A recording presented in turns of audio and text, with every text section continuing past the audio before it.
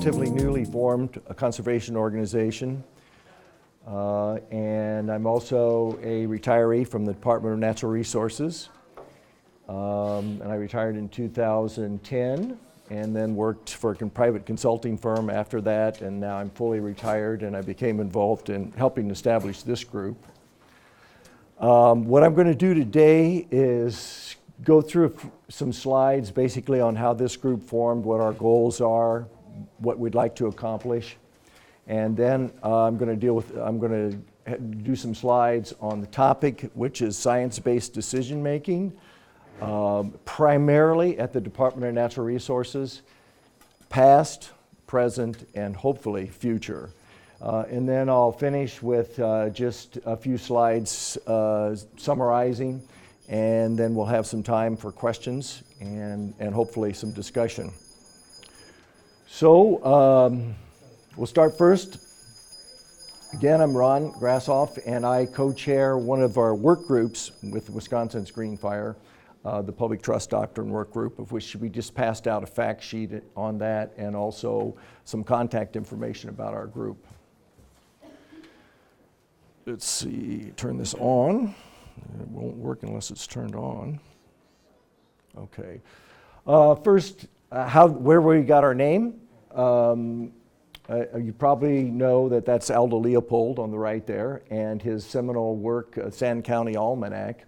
When we established our organization, we didn't even have a name, but the name that came up, Green Fire, was from Leopold's Thinking Like a Mountain essay, in which I don't know how much you know about Aldo Leopold, but he was one of the early graduates from the Yale School of Forestry.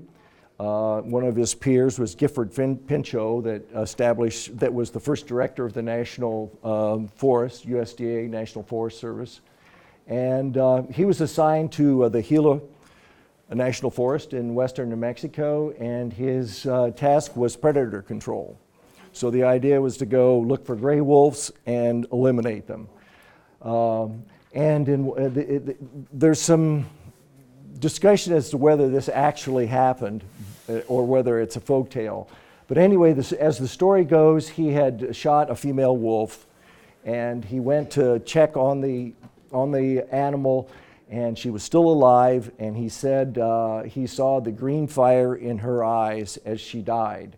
And that was kind of his awakening, in which he realized that predators belong on the landscape like all other creatures, including us.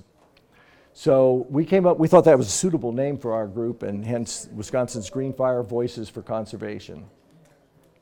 So first I'll just touch on, I want to build the idea of Wisconsin's rich conservation heritage, which I guess I'm kind of biased because that's where my career was.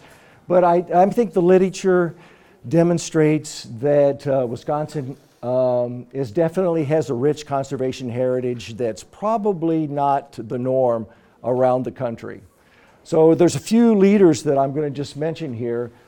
This is Sigurd Olsen, who actually was originally from Chicago, but resided in northern Wisconsin, primarily in the Lake Superior region. He was a guide for years in the Quetico Provincial Park in Ontario, and also the Boundary Waters canoe area. He helped establish the Boundary Water canoe area, and he was president of the Wilderness Society for a period in the 1970s. So he has some very rich literature and a real giant in conservation. This is John Muir, founder of the Sierra Club, and as you probably know, his homestead is probably less than 100 miles north of here in Marquette County. And he, I don't know if you've heard this story, but actually he attended the University of Wisconsin-Madison early on, and he actually walked from the homestead in Marquette County to Madison on regular occurrences, walking along what is now Highway 51, actually. Warren Knowles, I'll mention him a little bit more, a governor of Wisconsin that basically was instrumental in establishing modern day what we refer to as the Wisconsin Department of Natural Resources from the old Wisconsin Conservation Commission.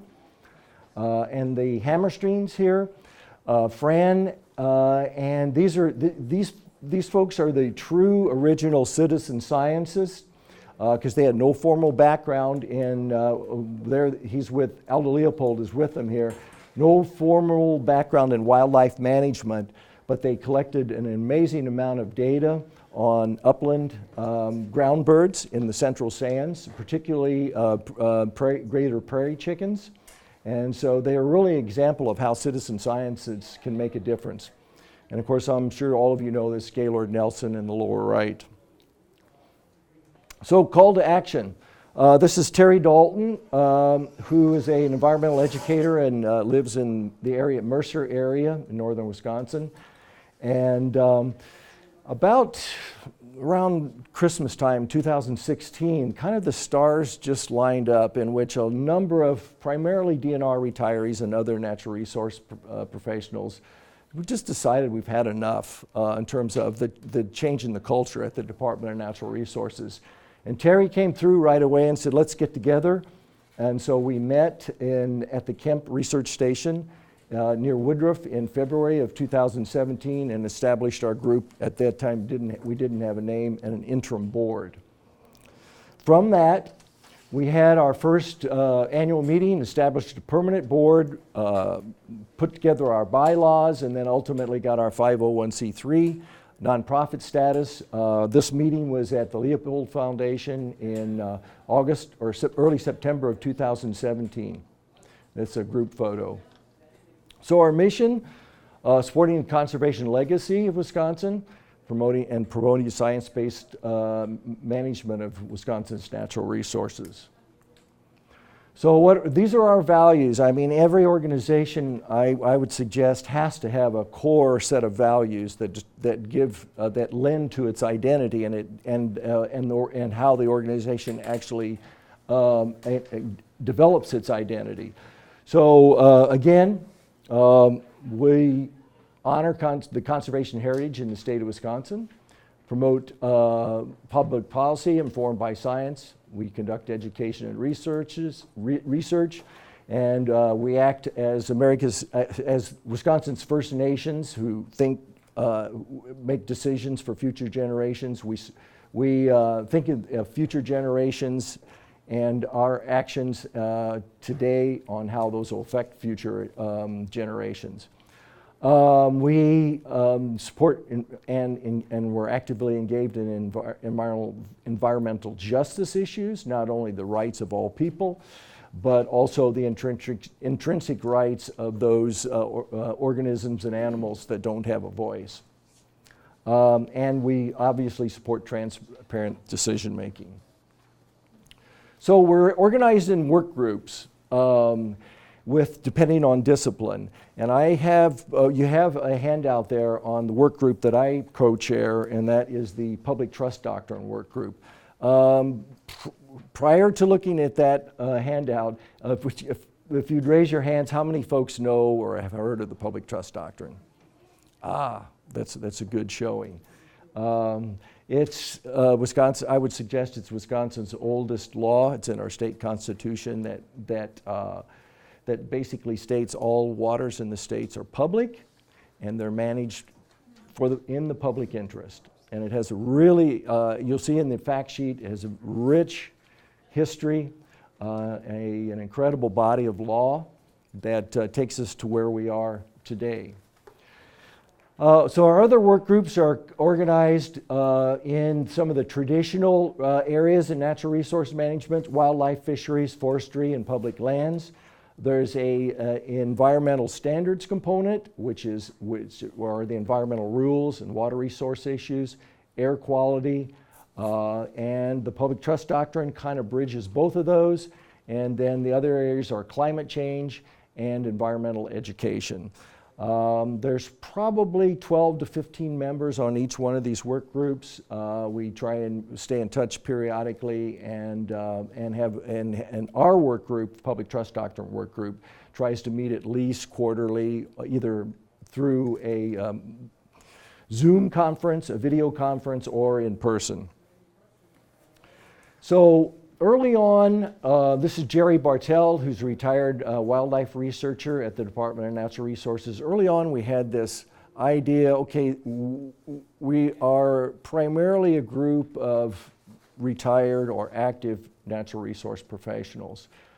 How do we balance, or how do we make a contribution and establish kind of a unique niche?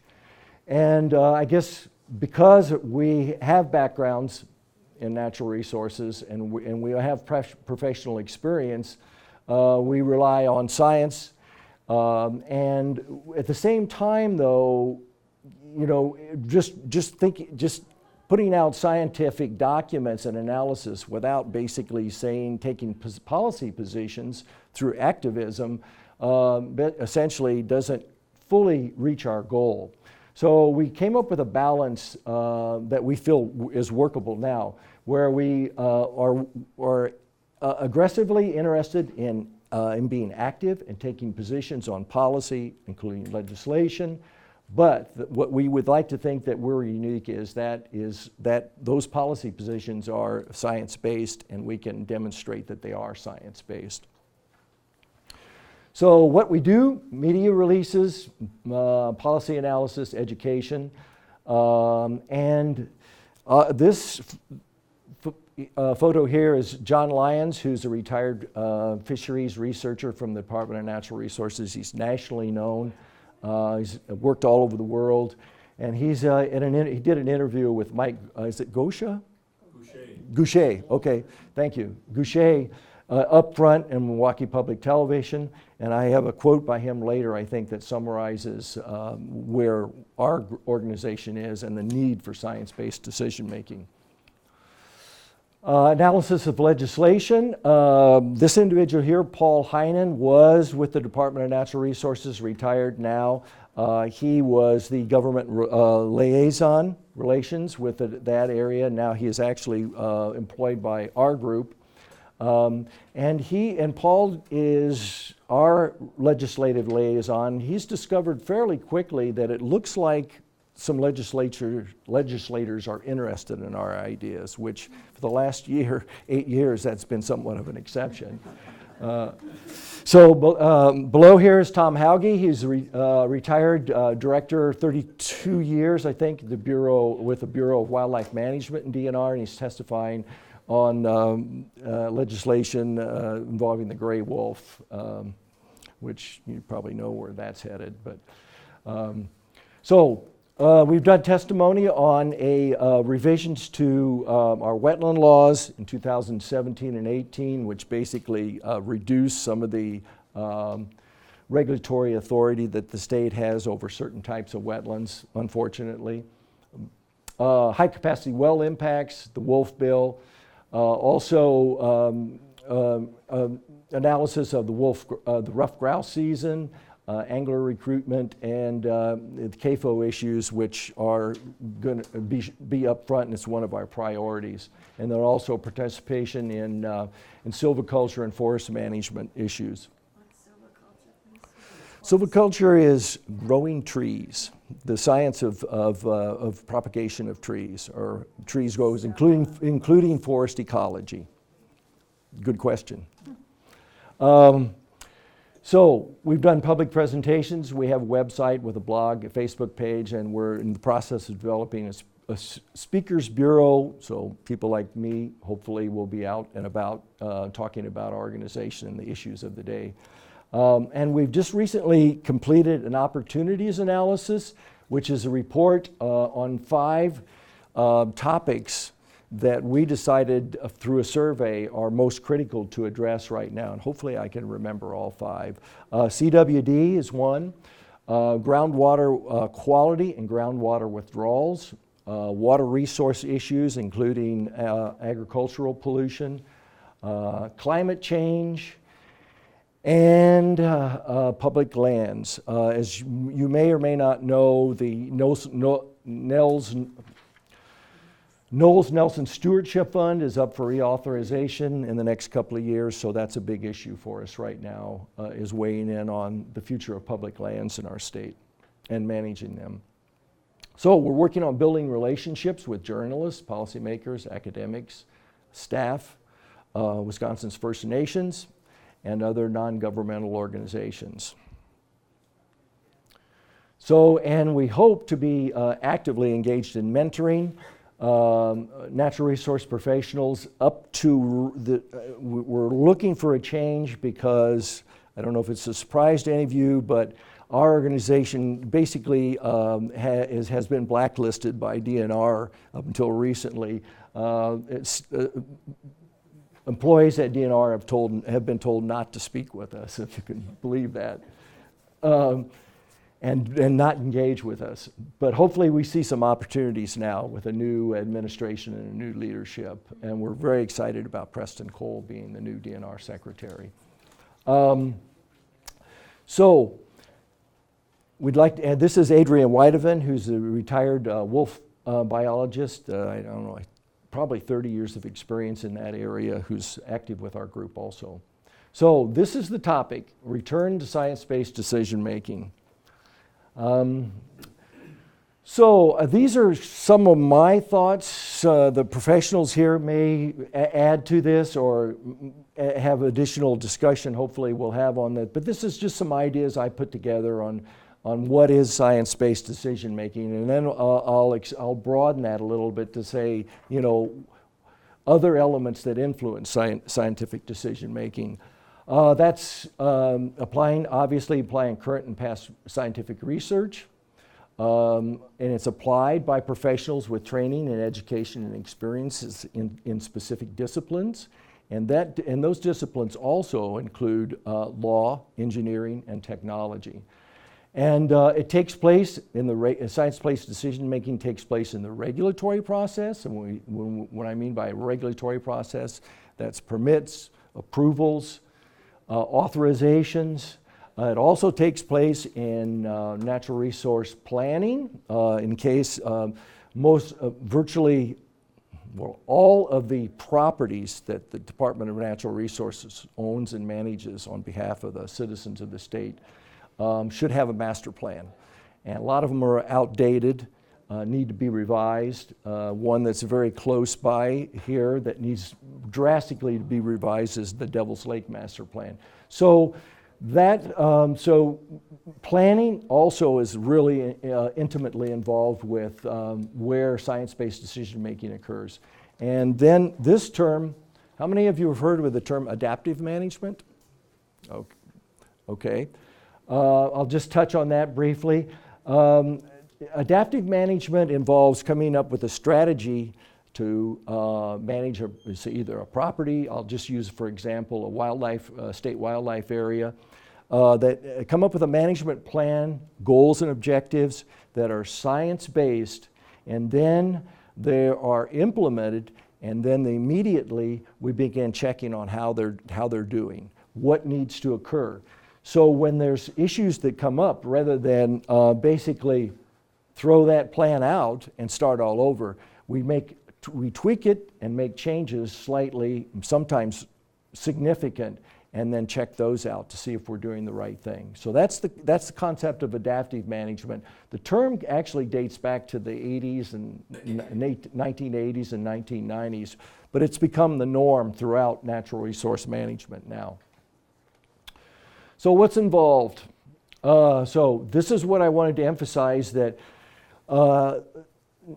science-based decision-making isn't just about science. There's two other critical disciplines that it involves, and that is law and, of course, the sciences, both what we would think of as the hard sciences, chemistry, physics, and I would put biology. Certain types of biology are in the hard or the more softer sciences, geology, and what we would refer to as the softer sciences, the social sciences and economics. It involves all of that. And then finally, the third element is engineering and technology.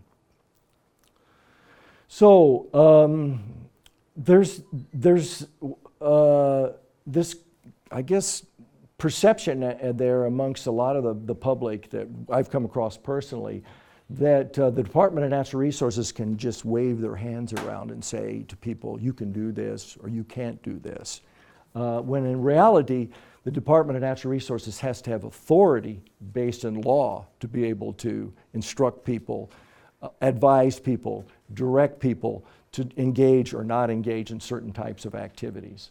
So I wanted to cover just the three branches of law here briefly, and say how, and just illustrate how they play out in natural resource management. Those three branches are statutory law, administrative law, and civil law.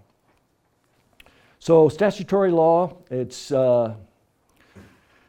pretty basic. It's complex, but pretty basic. It involves a lot of political dialogue, and those are laws passed by the legislature, signed by the governor, and then they come enumerated, given a number, a category within state statutes.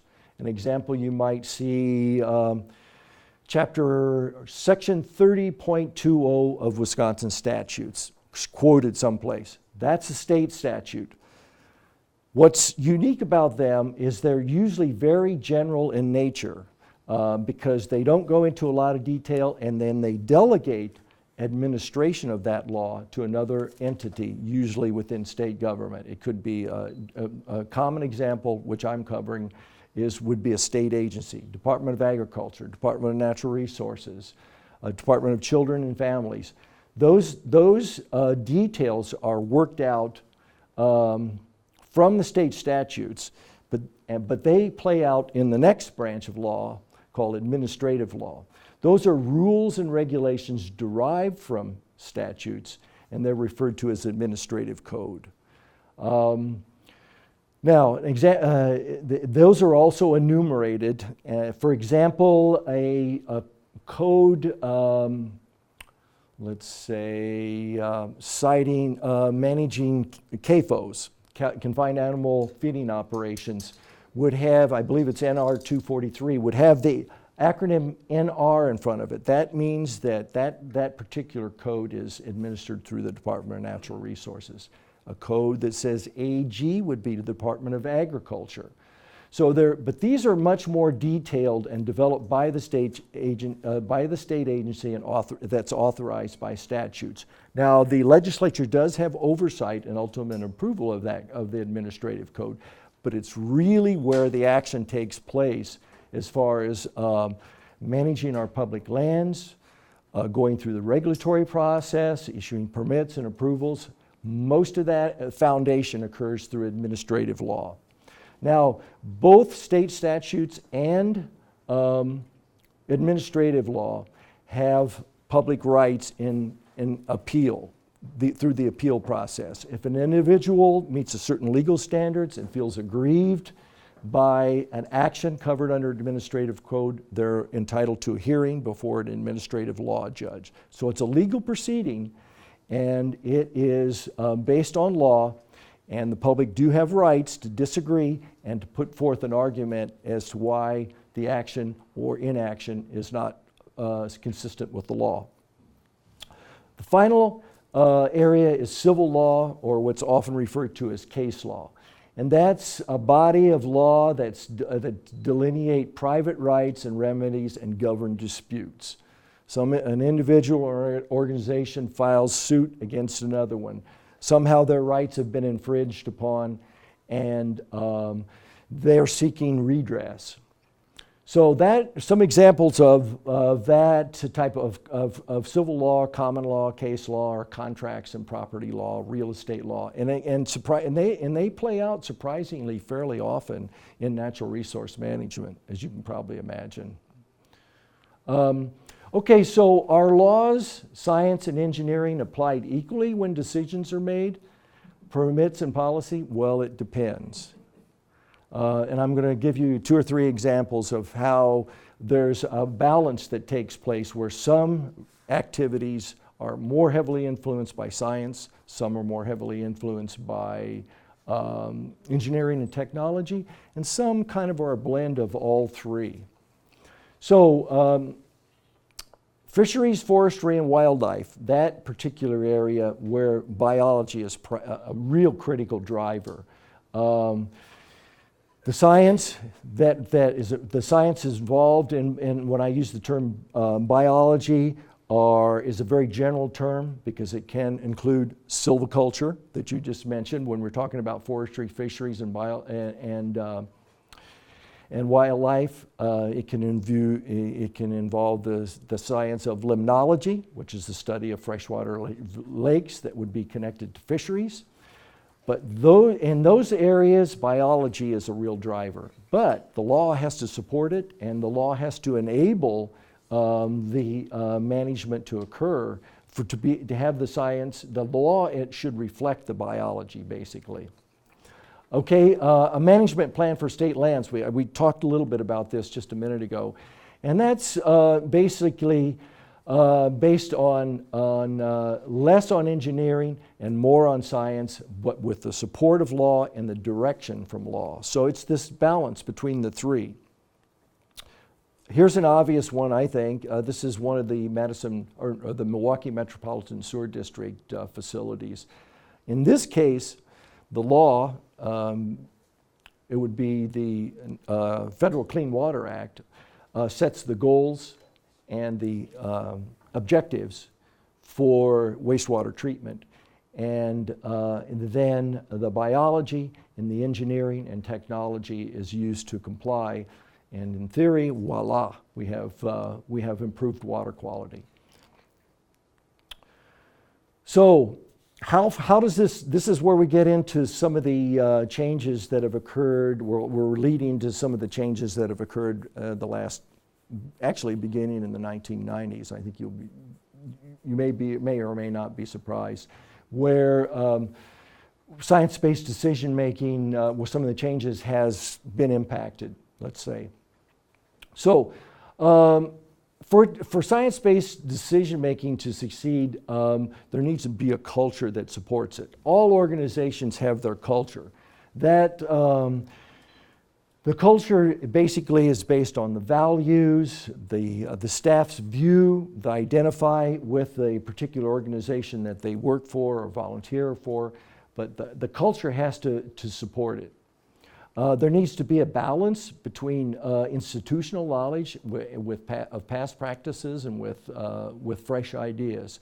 Now, there's been complaints about this area, about the Department of Natural Resources over the years. They've said that, DNR always promotes from within. They never bring in new people and new talent. And if that occurs too often, they're going to get stale. And I think there's a valid argument for that. But that institutional knowledge is, from my personal experience, is just incredible. And I'll get into some of the losses that have occurred. So there's a healthy tension that needs to take place there of having enough institutional knowledge that contributes to the successful culture, and with fresh ideas from new employees and recognizing new trends in science, new trends in law, and public policy. And you need a workforce that's well-trained, knowledgeable, and I would suggest highly committed. Your name is Jim, is a retired DNR employee, and I would assume that you would agree a truly committed natural resource professional, or any professional for that matter, doesn't shut their computer off or close their office up or their workspace and then leave at night. You're always taking your work with you. You may not be actively doing activities, but it's in your head. And so I think that's what makes for a successful natural resource employee, and it supports a healthy organizational culture. So changes at the DNR from the beginning in the 1990s through 2018. So the first change that was really dramatic, we're going to mention Warren Knowles here again, was the public intervener was abolished by the Thompson administration in the mid-1990s. I mentioned earlier that Governor Warren Knowles he oversaw a commission called the Kellett Commission that established the modern day Department of Natural Resources. And with that, he established a public defender's office, which is a unit in the Department of Justice. And I don't know if you've ever heard of the Inspector General at the federal level. They're the gatekeeper. They take a look at actions and inactions by agencies within government and decide whether they're complying with the law, meeting their goals and objectives, and assuring that the public that they're defending public rights. Well, this office was abolished, and there's now a nonprofit that I would suggest has kind of filled in for the loss of the public intervener, and that's Midwest Environmental Advocates. I'm going to put a plug in for them. I really believe the work they're doing, and I've been involved with them. But it's really important I would suggest, to have the public rights represented, just not within those agencies or organizations that are responsible for protecting them, but to have someone that's checking on them all the time. And what did the public intervener do? Well, they challenged some of the statutes that ultimately led to administrative code. They challenged individual actions, permits, and approvals, and set up a dispute procedure, to resolve issues. But that went away in the 1990s. This is another one you're probably familiar with: elimination of the board-appointed secretary by Governor Thompson. And then a lost opportunity, I would suggest, to not reestablish that office under Governor Doyle. The legislature, with bipartisan support, reestablished the board-appointed secretary, and the Doyle and Governor Jim Doyle vetoed that. Does anyone have any thoughts on why that happened? I can't tell you why. There is kind of a rumor circulating, and that's because at the time Jim Doyle was thinking about running for a third term, and he didn't want to give up the power. I mean, that's out there. That's how you can. That's an example of once that power is transferred and it's concentrated in one area, how it's really hard to undo it, because people like having that authority. And Aldo Leopold recognized that, because he really emphasized an independent secretary to manage the state science agency. At that time, it was the Wisconsin Conservation Department. So recent changes. This is a long list. I'm just going to touch on a few of the real critical ones. Well, we know this one. It was on our Welcome to Wisconsin sign all over the state. The state's open for business now, and this is my interpretation because it's heavily political, but that there was this idea that environmental laws and environmental standards aren't necessarily, that our large major businesses and power circles in the state don't really need to comply with those, because they're our business people. So that basically was played out from day one, and what happened was a gag order on employees. Prior to the Walker administration, Department of Natural Resource employees were invited, asked to, in many cases, to attend public hearings on pending legislation involving environmental protection and natural resources. The agency had the opportunity to appear as interested and express some issues. They had the opportunity to oppose the legislation, and they had the opportunity to support it. Well, they were not only not invited to attend public hearings, they were not allowed to attend public hearings. So the legislature made the decisions, many of which, I don't know how many biologists are in the assembly right now. I would suggest there ain't too many. So they're making the decisions now, calling the shots. And to add to that, top managers were appointed without experience or training in natural resource management.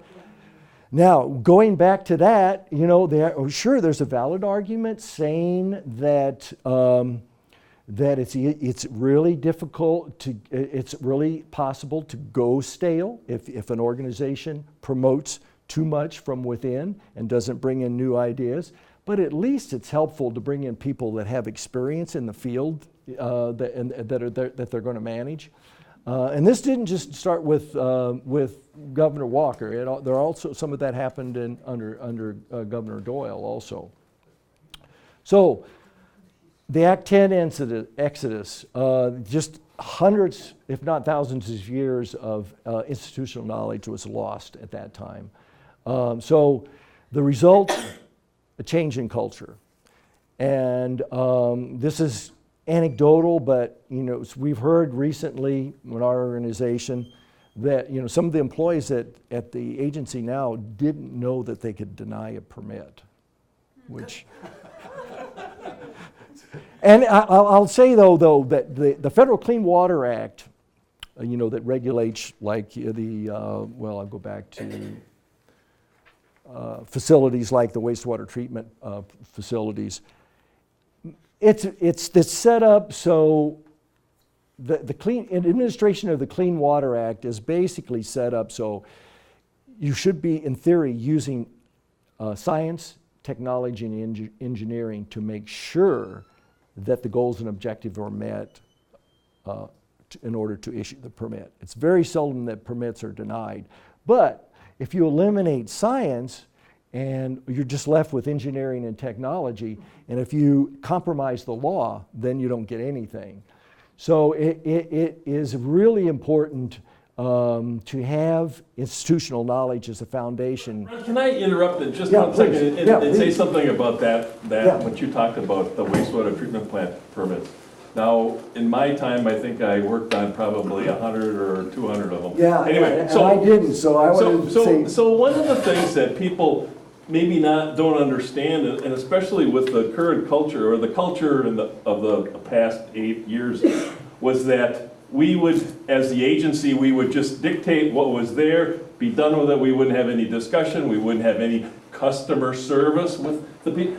We bent over backwards in nearly every situation that we issued a permit to work with the community, the industry, whatever, to try to come up with ways in which they could accomplish the meeting of the limits that they had in their permits. And for municipalities, there's been a pot of money out there since the 70s that they could tap into and use to help develop their technology to meet the standards that they were held to. So that's a real misconception that a lot of people have out in the world, that this was just dictatorial before Scott Walker. Well, that's a bunch of bullshit. Yeah, and I better stop because I'm. Yeah, I'd like to add to that also, because that's one of the critical elements of the 1972 Clean Water Act was a revolving loan fund. Municipalities, they set standards, but municipalities were given the opportunity to borrow money at really good low interest rates, to accomplish the standards that were set forth. Another thing is the facilities planning process. This is a process when say a municipal wastewater treatment facility has a permit and that permit's expired, or there's new effluent limits set. They go through what's called facilities planning. They go through public hearings, public meetings, working with consultants. I mean, this can go on for years, just trying to come up with something that's going to work for everyone to accomplish the goals. So, yeah, I agree with everything you're saying. I just wanted to add to it, that the idea that it's not an open process, it's bunk. It really is. So we had this change in culture, and then go back. And then this one was really critical because it went to the legacy of the agency. The loss of our DNR Bureau of Research and our research scientists.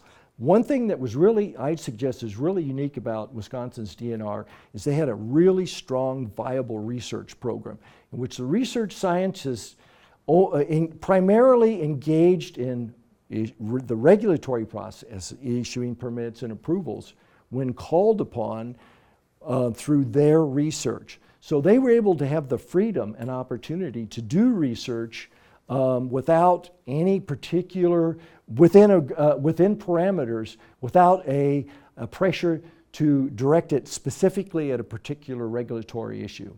Well, that's been compromised and they've been eliminated. And I remember a quote by George Meyer, a former DNR secretary, saying, and I'd suggest that this is a factor. When George was head of a national organization of state natural resource managers, of course he was biased, but he said, you know, Wisconsin was considered to be one of the top 5 agencies in the country. And now that's been totally compromised. I had a meeting with some over a Clean Water Act issue with EPA Region 5 staff. This was about a year ago now, or a year and a half ago.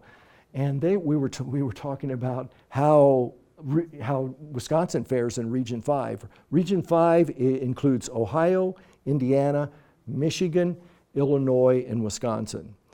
And you know, the EPA staff said, God, you know, we used to just kind of not even bother with Wisconsin because they had their act together. He said, now Illinois is looking really good. So, yeah, although Illinois has come around, but you know, Wisconsin's really lost ground. And that it's because of this next little bullet here. Act 21, anyone familiar with Act 21? I know you are. All right, Act 21 basically says that the Department of Natural Resources cannot take any action issuing permits, approvals granted without authority that's explicitly stated in state statute. Now, going back, isn't there a process called administrative law in which the agency that is authorized to implement a state statute gets to develop a detailed set of rules and regulations? Well, that's been totally undermined by Act 21. And it's been very frustrating. Again, going to the EPA's Region 5 staff, said the meeting I had with them, participated in with them, he said, you know, if we would do an audit to make sure that states are complying with the Federal Clean Water Act, with their administrative laws, we would just bring it to the state's attention and they'd say, oh, well, we'll just adopt the federal standard. In this case, can't do it in Wisconsin because of Act 21. It takes that authority away. And what it translates to, I would suggest, is basically the legislature has inordinate responsibility for managing our natural resources. A moment on that. Was that recently challenged and overturned? Not I Act 20. thought it was on the water enforcement issues, like in Kewaunee County. They like only enforced like four instances or 3 or 4 instances. But I thought they'd taken it to court, and I thought that was... No, to my knowledge, Act 21 hasn't been repealed or amended. And I think it'll probably take a bipartisan effort, you know, with both parties participating. I didn't know if it was that one particular, but I thought there was something about the regulatory water regulation. Well, there was a dispute over, yeah, I think there was a legal dispute over authority on, say, on the contamination, groundwater contamination in Kewaunee County that's traced to CAFOs. And the one little anecdote that a lot of folks don't know is federal drinking water standards regulate only public water supply systems. They don't regulate private water systems. That's done at the state level. And the state level only, they set water quality standards, but they only basically monitor well construction and pump installation. They don't say if an individual has a private well and they have drinking water that's contaminated, that there's got to be an investigation that points to somebody who's responsible for that. and take action. There is a spills law that addresses some of that, but it's not directly focused on private wells.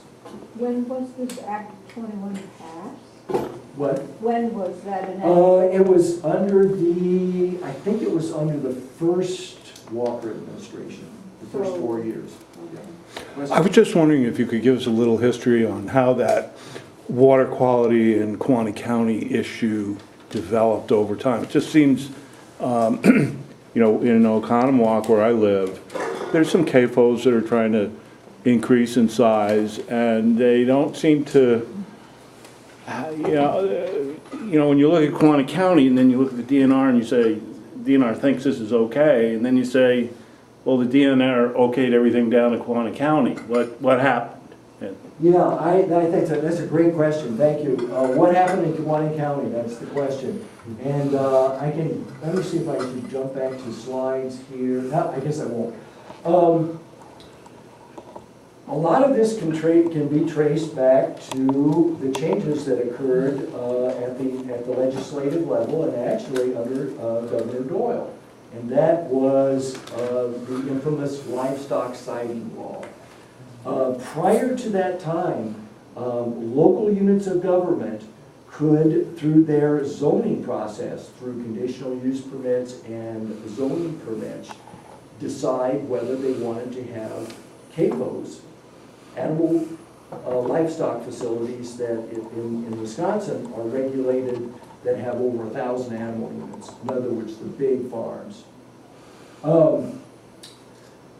The Doyle administration and I believe the Department of Ag said, hey, well, you know, if we don't have uniform standards statewide, you know, we could have inconsistency in managing CAFOs, large animal feeding operations. We have to have consistent standards. So what that did is that, I'll use the legal term, that preempted local authority on deciding whether these facilities were needed or wanted economically and environmentally in their communities. So everything rested with the Department of Ag and with the Department of Natural Resources through a permitting process. And that's very complex, it's been understaffed, and you add that to shallow soils over bedrock in Kewaunee County because of the Niagara Escarpment. How many people know of the Niagara Escarpment?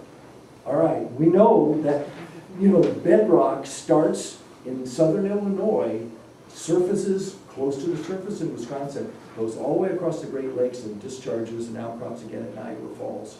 So there's some of these areas, there's 15 inches or less of soil to attenuate this waste that in some of these CAFOs, they've carried enough waste for cities of several, tens of thousands of people probably. And it's spread on the land. So that's the legacy, and Door County went through this with on-site wastewater systems 20 years ago. So you think we would have learned something then, but I would suggest that the livestock sighting ordinance, again, one of those power measures I would suggest, really compromise local authority. And we've seen it too with the sand mine in the western part of the state, where local authority has been preempted. Roger. Quick question. So going back to that bullet point just above the last one there about the elimination of the Bureau of Research and loss of scientists. In your opinion, as you look back in that time frame, was that the fear of science or the power of science that the legislature wanted to control? Because in the end, they of course use the excuse, we got to save money. Well, money wasn't the reason why they did this.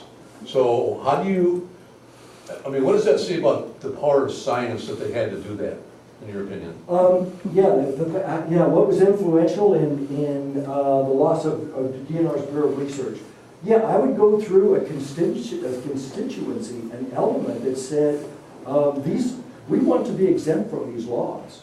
And these laws, they're based on science. So therefore, you know, we'll eliminate, we'll cut the head off of science. So therefore, we can then decide on the terms that these large institutions, organizations, businesses, or whatever are regulated. So I think it was, and plus there's a national, we all know there's a national anti-science movement that's been pervasive for the last 15 to 20 years. It's being played out through the climate change or global, quote, global warming issue. It's being played out there. Yes? Are we open for general questions now, or? I got a few more. Can I do a few more and then we'll conclude? Is that all right? And then Roger, we can have 10 or 15 minutes, Kevin. We go to 3:30, technically, the next session is 3:45, the Raging Grannies and John Nichols, over in the Okay, I'll foyer go area. through these really quickly then. Okay, lack of enforcement, another element. On the right there is enforcement under Scott Walker, and you can see that bar graph. It's got some pretty low columns. The Department of Justice is DNR's legal counsel.